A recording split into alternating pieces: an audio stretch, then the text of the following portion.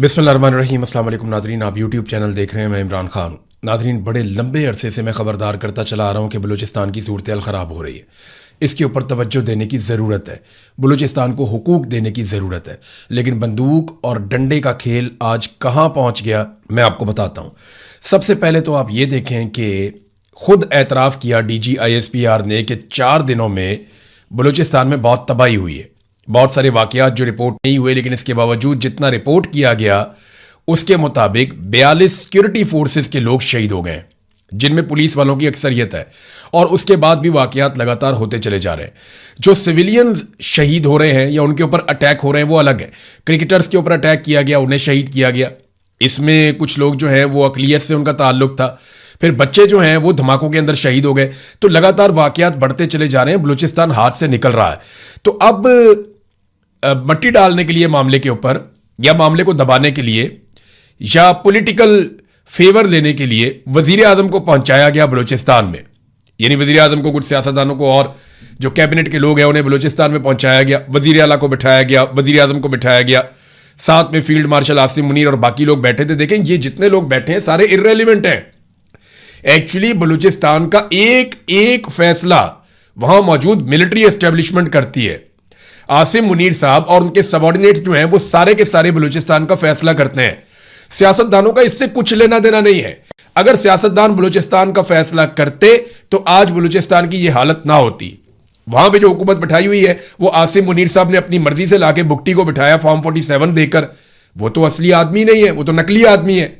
इसी तरह शहबाज शरीफ जो है वो 17 सीटों के साथ उसे वज़ीर आज़म पाकिस्तान बना दिया गया।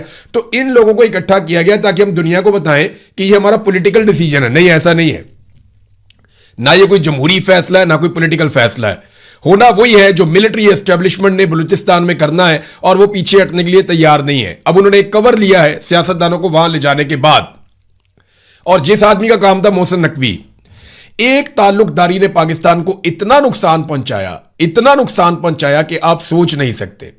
ताल्लुकदारी की बुनियाद के ऊपर यह शख्स पंजाब का वजीर आला बना। इसने पंजाब का बेड़ा गर्क कर दिया। पंजाब की जो रवायात है उनको पामाल करके रख दिया। सत्यानाश कर दिया पूरी ब्यूरोक्रेसी का, पूरे सिस्टम का। पूरा इलेक्शन चोरी कर दिया इसने। इसको ताल्लुकदारी की बुनियाद के ऊपर पाकिस्तान का सबसे मकबूल खेल है क्रिकेट। PCB का चेयरमैन बना दिया इसने। क्रिकेट भी तबाह बर्बाद कर दी, कुछ हमारे पल्ले नहीं छोड़ा। फिर ताल्लुकदारी की बुनियाद के ऊपर इस शख्स को वजीर दाखिला बना दिया गया। सेनेटर बनाने के बाद इसने पाकिस्तान की दाखिला सूरत ऐसी कर दी है कि आज पूरे पाकिस्तान में आग लगी हुई है, और वो आग फैलती फैलती आजाद कश्मीर तक पहुंच गई है। दहशतगर्दी रिकॉर्ड होती चली जा रही है, बढ़ती चली जा रही है, लगातार बढ़ती चली जा रही है, और उसका सद्देबाब करने के लिए कोई मौजूद नहीं है। और यह शख्स आज भी वजीर दाखिला है। अब यह वजारत खारजा के अंदर मुंह मार रहा है। अब ये जाकर वहां अक़वाम मुत्तहिदा में मीटिंग्स कर रहा है, कभी इस मुल्क में कभी उस मुल्क में। तो अब वजारत खारजा का भी बेड़ा गर्क होने लगा। ये बात आप लिख कर रख लें कि ताल्लुकदारी की बुनियाद के ऊपर यह बंदा जिस महकमे के अंदर, जिस इदारे के अंदर, जिस शोबे के अंदर गया, उसका इसने बेड़ा गर्क कर दिया। और इसके वहां पे सस्टेन करने के पीछे सिर्फ एक वजह रहती है कि इसके फील्ड मार्शल आसिम मुनीर के साथ ताल्लुकदारी है, बस, और कुछ भी नहीं है। अब बलूचिस्तान के हालात बदतरीन होते जा रहे हैं। जब वजीर आजम वहां पे पहुंचा तो तोहफा पता क्या मिला वजीर आजम को? चागी शहर के ऊपर दहशतगर्दों ने कब्जा कर लिया। बाकायदा मनाजिर मौजूद है, वीडियोज मौजूद है, तस्वीर मौजूद है। मैं ये देख रहा था अभी सारा। चागी शहर के अंदर BLA के लोग आते हैं। अब आप कहें फितनतुल हिंदुस्तान, फितनतुल इसराइल, फितनतुल यहूद, फितनतुल हुनूद, फितनतुल शैतान, आप जो मर्जी नाम देते रहे उनको। भाई BLA है वो शहर के अंदर आ गई, और उन्होंने आकर पूरे शहर पे कंट्रोल कर लिया।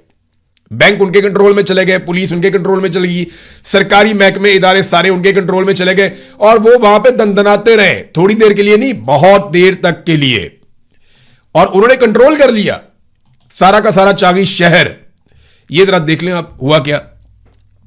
सैकड़ों की तादाद में मुसल्लह अफराद ने चागी शहर में दाखिल होकर पूरे शहर को अपने कंट्रोल में ले लिया। सरकारी दफातर, बैंक, पुलिस, थानों पर मुसल्लह अफराद ने कंट्रोल कर दिया। तहसील चागी में मुसल्लह अफराद का पुलिस थाने पर हमला भी हुआ। मुसल्लह अफराद ने पुलिस थाने को नजर आतिश कर दिया और एम्बुलेंस अपने साथ लेकर चले गए। थाने में मौजूद रिकॉर्ड और सरकारी गाड़ियों को भी नजर आतिश कर दिया गया।